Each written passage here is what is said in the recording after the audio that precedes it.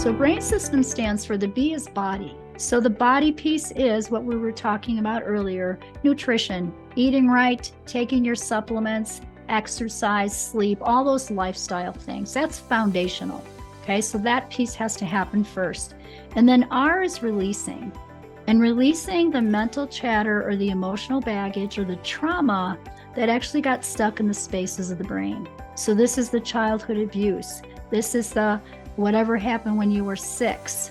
This could be mom's emotions in the womb. And when we release those, it allows the person again to come back more into alignment, more 100% their soul's truth. So there's a lot of releasing techniques, but R is releasing. If you haven't done so already, go ahead and click that subscribe button down below. It's a little red button. You punch that, and it's going to notify you every time we put out a new episode that can help you improve your bone health. And then also, if you haven't done so already, head over to BoneCoach.com, sign up for the free 7-day Osteoporosis Kickstart. That's going to walk you through everything you need to be doing right now to get on the path to improvement and stronger bones. After you do those 2 things, go ahead and press play on this episode, and I'll see you inside.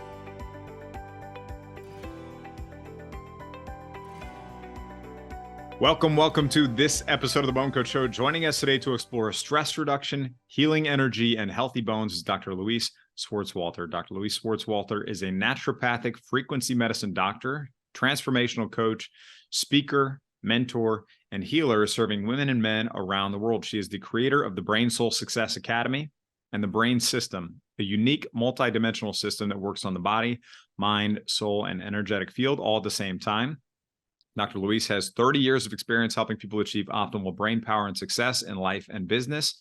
Her team of certified brain soul success coaches are helping people worldwide transform their lives and increase their businesses. Dr. Louise has been a guest on KKOB Radio and KOB TV, Good Day, New Mexico, and featured in Albuquerque Magazine, Top Docs. Dr. Louise, welcome to the show. It is so awesome to be here with you. Thank you. Thank you, Kevin. Yeah, and right before we hopped on, she's pet sitting today. She's dog sitting today. Has this beautiful golden. Is it a golden doodle? Golden doodle, yes. Gosh, I just love dogs so much. But well, I'm so glad that you're here, and I would love to get an understanding of how did you get into this field and become somebody who focuses on, working with people on their mind, their body, their soul, their energetic field, all of those things. Yeah, absolutely. Well, just like everyone else, I have a story, right? I got super sick, had 3 autoimmune diseases, fibromyalgia, MS, chronic fatigue. Doctors didn't really know. I crashed after my second was born. And I was going to bed at 3:00 in the afternoon. I couldn't even get up. And then I ended up having all my mercury fillings taken out in one day. A dentist said it would help me. I had no front teeth for 3 months. I ended up on oxygen for 3 years. I was 89 pounds and I was dying. And I had 2 little kids at home that I just wanted to be their mom. So I had to figure it out. And you know what, Kevin? Medical didn't help me. I went to all the medical doctors and I wasn't getting the help I needed. And so I was just praying. And so I ended up in the whole world of natural health, right? So I found the chiropractor, I found the nutritionist, I found the acupuncturist. You name it, I did it, so that was my journey. And you know what? I started working on my physical body first because I was physically sick, but I realized that it was more than that. I got to like a plateau. I felt a little bit better, but I kept saying, I'm still not me. I'm still not myself. And so that took me on a journey of really looking at, well, what else do I need to do? So I ended up looking at the emotions, the spiritual body. I moved my family from Chicago to Taos, New Mexico. The stuff that made me super sick were pesticides and herbicides. So I knew about glyphosate before there were any lawsuits. So I lived in Schaumburg, Illinois. The mayor and I sued the state. We got petitions together. It was awesome. I got them to use ladybugs on the trees. I was an environmental activist, not wanting to be, just ended up on that path. And so I learned a lot about the chemicals that affect us, that affect our bones too. Use the BoneCoach, all the stress that affects our bone health, our brain health, and our whole bodies. So that was my journey of really learning. And that's how I became a naturopathic doctor and then started doing frequency medicine. So, just like you, we all have this tool bag, right, to really help people in a bigger way. So that's how I got here. Thank you for sharing that. And it sounds like at the beginning of that journey too, having those mercury fillings removed from your mouth all at the same time, for people listening, this is if you have mercury in your mouth now, it is a neurotoxin. So it's something that you don't want to be there. But you need to work with somebody who's a biological or holistic dentist that is trained in a mercury safe protocol to have that removed, so that you don't suffer the effects of that and it potentially lead to a lot worse health issues down the road. Absolutely. And, I didn't understand that. He gave me it was the very beginning. So like, I think back, it's probably 1993. There weren't a lot of holistic dentists back then. This dentist was practicing to be one. So he did put me on homeopathic stuff for mercury to take that out of my body, but I was just not okay. I ended up with like the whole tingly fingers. I couldn't be around electricity. I mean, I was a mess, just a mess. I don't even know how I got through that. My spiritual body carried me. Yeah. Yeah. Let's talk about brain health and its connection to your general health. And also maybe even if we can tie in your bone health too, that'd be fantastic.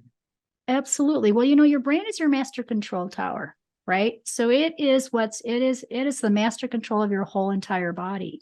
And all of the minerals that feed the nervous system, and calcium is one that we can talk about bones, right? So calcium is very much needed for the nerves to transmit energy. And it's also very important for our bones. And so if we don't have enough calcium, what I find with calcium though, is there's a gazillion kinds of calciums out there. They're not all created equal. And a lot of them are made from limestone if you're getting a supplement. And so I believe when you're going to take calcium, that you've got to do calcium, magnesium together. You've got to do a whole broad spectrum of minerals, and then eat your broccoli, your cauliflower, all those good things that have the calcium in them, all the leafy greens, right? Yeah, that's so important. Starting with the diet and nutrition first, closing the gaps with supplementation if and when necessary. I think that's really, really important. Now, some things you won't be able to get most likely from just the standard diet or from going to Whole Foods or wherever you're located and getting the organic produce and whatever your standard things are you're getting every week. You might not be able to get some nutrients. And you still might fall short even if you go that route. But I think it's a good approach to at least start with diet and nutrition first, and then close those gaps with supplementation, just like you mentioned, if and when necessary. And it's about more than just calcium, right? Yeah, it absolutely is. And because we don't absorb that very well. And again, there's different kinds of calcium. And I've seen people get kidney stones from taking straight calcium. Yeah. So let's even talk about the connection between not just bone health and brain health, but also bone health and stress reduction. Because I know stress reduction is a big part of what you do as well. So how do those things impact each other? Yeah, absolutely. So, bone health and stress reduction are very entwined through the hormones. So chronic stress actually increases cortisol levels in the body. And cortisol will negatively affect your bone density and your bone health. So it's always about keeping the stress down, your stress levels down, and learning some tools for yourself to release stress. Everybody's going to do something differently, whether it's meditation, maybe you're a runner, maybe you like to play golf, maybe you just go play with your dogs, whatever it is. But you've got to find something that's going to keep those stress levels down so that you can keep those cortisol levels down, because that directly then affects your bone health too, and your brain, your whole body. And what are some of your favorite tools for helping reduce your stress? You know what? I do some really cool energy work. The tool that I have that helps reduce stress is it's called Mind Gems, and it's 12 little exercises that balance actually the rings around your brain. So you actually have an energetic field around your brain. And so think of an atom that has rings around it. So your brain is like you're like a biocomputer. And your brain's like a computer, and it has these capacitor rings. Well, when they're off balance, you'll feel off balance. And so it's a really quick little tool that takes 4 minutes to do, and they're handheld positions. So think of it, instead of like acupuncture, they're just handheld positions on the body that help balance those rings around the brain. So people will tell me, hey, I feel more focused. I slept better last night. My headache went away. And then I've even given these to kids and people with grandkids, teach their grandkids. because they'll feel more focused and balanced too. And so their behavior will be better. It's so simple, but so cool. So we can walk through it if you'd like. Yeah, let's walk through a few of those. That'd be great. Yeah. So one of them is balancing polarity. And so it's just the right hand on the left shoulder and the left hand on the right. And this balances your like right and left, yin and yang, or polarity in the body. And we hold it for 12 seconds and then we switch. And so then the other hand goes on top. So that's balancing the polarity. Great. Yeah. And then, at this time you're sitting and you're breathing and you're allowing yourself, of course, to relax and release any stressors of the day. Another one that releases negative emotions is on the forehead. And so you cone your fingers, making like your fingers and your thumbs together on both hands. And then you put your right hand on your left temple and your left hand on your right temple. And this releases negative emotions. So here, if anything is coming up that's, in your self-talk for the day,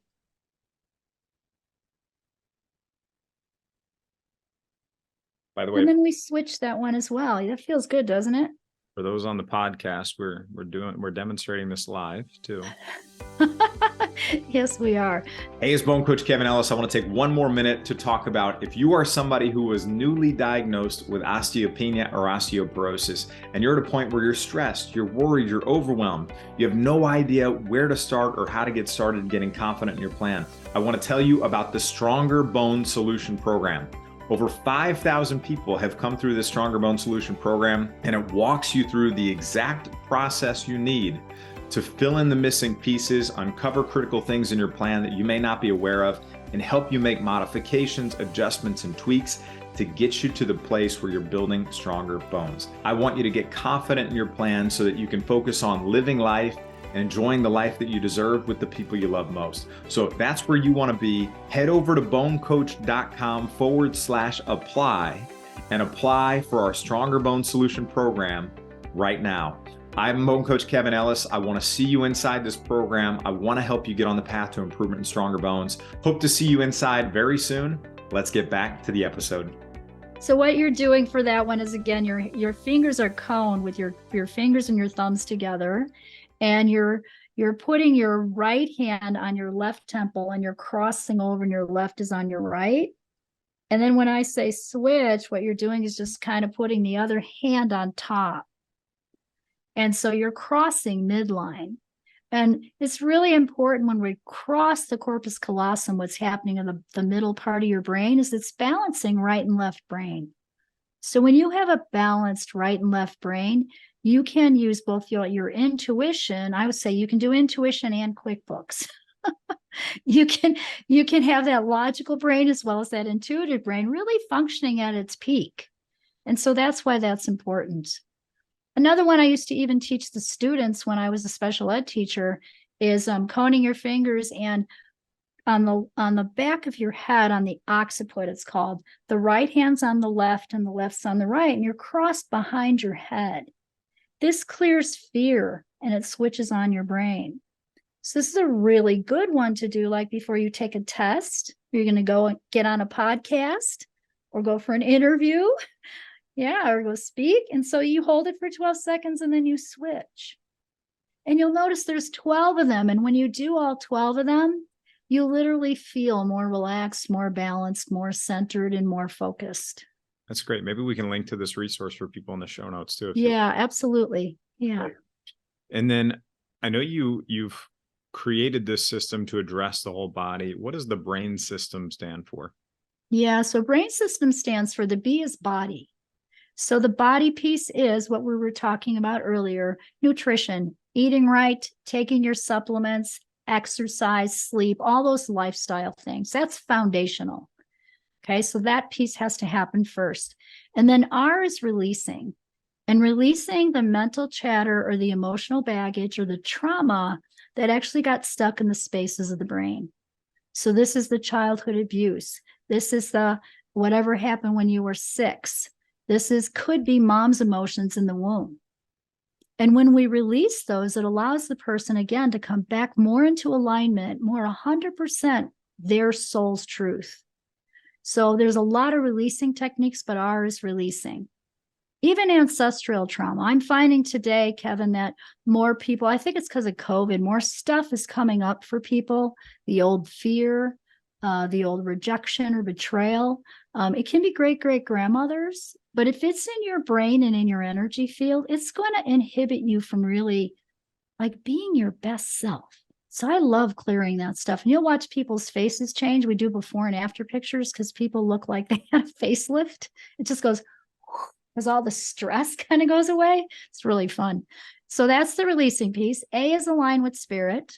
Spirit is always a part of health and healing, whatever you believe, no denomination, there, whatever God is to you.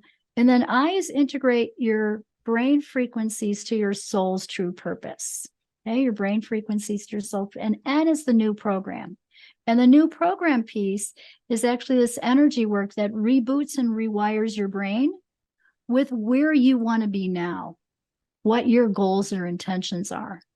And I think that's often missed. We can release things, but we forget to put that new program in.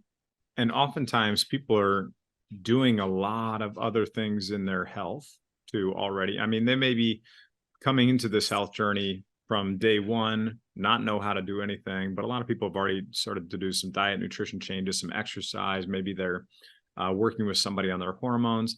How do those things play into their, not just their bone health, but also their brain health too? Their brain health. Absolutely. Well, we're whole people. We can't really kind of take us apart. So when your hormones are balanced, and even serotonin, the neurotransmitter in the brain, Wally came to visit me. Go sit down. It's the dog. I know you're a dog person. She's dog sitting today, and I love dogs. I'm puppy sitting, and Wally, you're going to need to go sit down. Aww, is it okay. cute? Is it cute dog? And by the way, we were talking about this beforehand. We're rescue people at my house. We've got multiple dogs. We did just lose one a couple of weeks ago, unfortunately. And the other one, she's probably pretty close. She's just an older baby girl, but we love our dogs. And actually, from a stress reduction perspective and from an oxytocin perspective too, having pets, having that love, that affection, putting your hand and petting your dogs can be something that helps reduce and improve that stress. Absolutely. That's what animals are so amazing for. I know I'm real excited to have Wally here this weekend with me, to reduce my stress. Yeah, and same thing with the cat. People that have cats or dogs, it's the same kind of thing. There is a connection there too, and they not only do they appreciate it, and it's good for them, but it's also good for you too. Yeah, isn't that fun when it's a win-win? I love creating win-wins.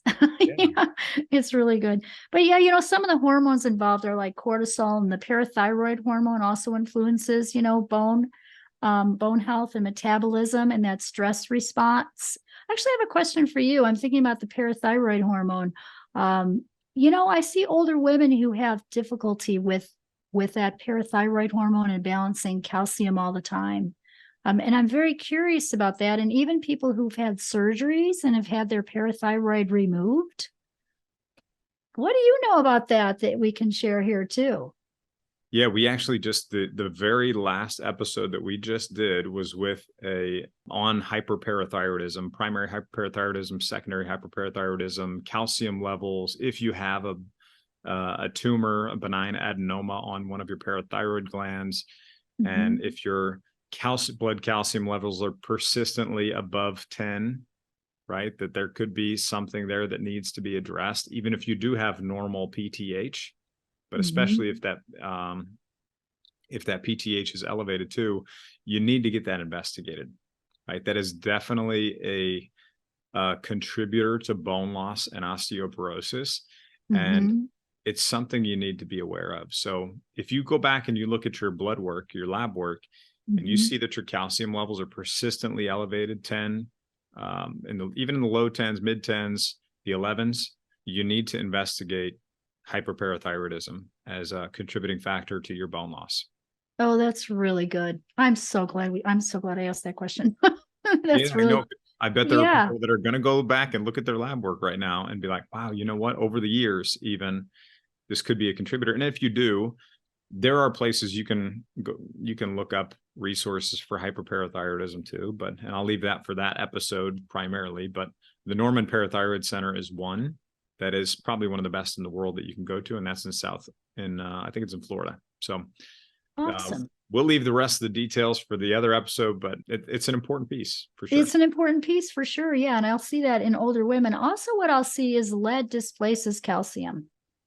So the heavy metal lead is apparently the same size molecule as calcium. So when I've worked with people on osteoporosis, I always, work on detoxing the heavy metals, detoxing lead. And, you guys had all that. I had all that mercury in me. Okay. But it wasn't just mercury, because mercury fillings are a combination of metals. And so I had to detox a lot of heavy metals to get my brain working again, but also my bones healthy.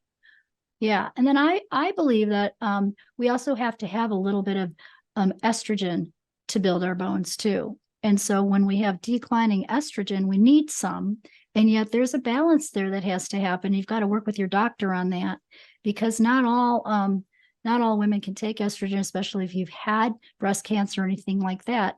So, I am a proponent of having that balance in your hormonal system.